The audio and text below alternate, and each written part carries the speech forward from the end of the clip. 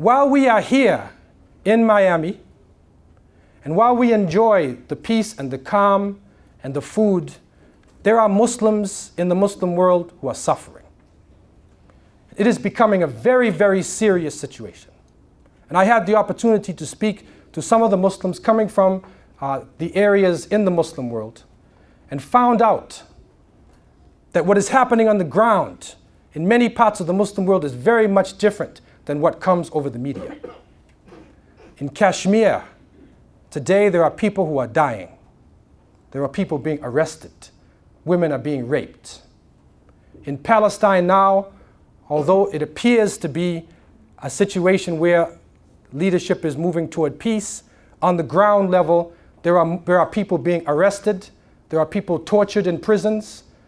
The pain of the people in Gaza has not been lifted. It's a worse situation than it was 5 years ago. But what you get in the media in many cases is something totally different. But one of the most bizarre cases that I found out about recently is the case of Algeria. In the case of Algeria, Aljazair, and there are many of us who are reading the papers constantly and feeling disgusted at the murders, or what we are getting from the press there, of these murders of women and children being killed and their throats slit.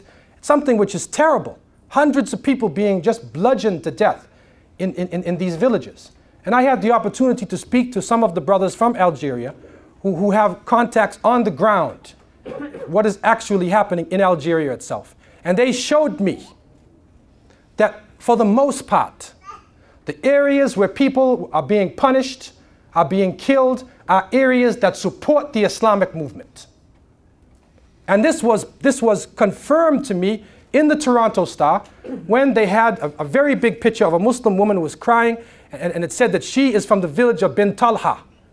And in this village, 200 people had been killed, but Bin Talha is known to be a village where they support the Islamic movement.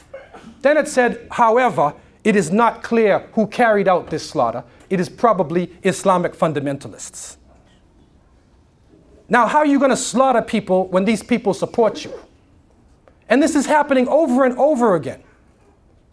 And so we are recognizing that people are being killed. Families supporting the Islamic movement are being killed, maimed, terrorized, and then their children who may be trying to stand up for Islam are being blamed for the slaughter. And this is why Allah tells us, فَمَنْ أَظْلَمُ مِمَّنْ افترى عَلَى اللَّهِ كَذِبًا.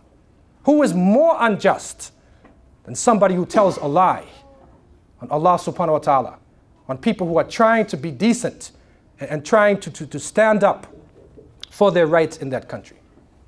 We also recognize the strategic importance of Algeria. And those who have studied colonialism recognize that over 1 million people died in Algeria standing up against the French. And that it was an example for other nations.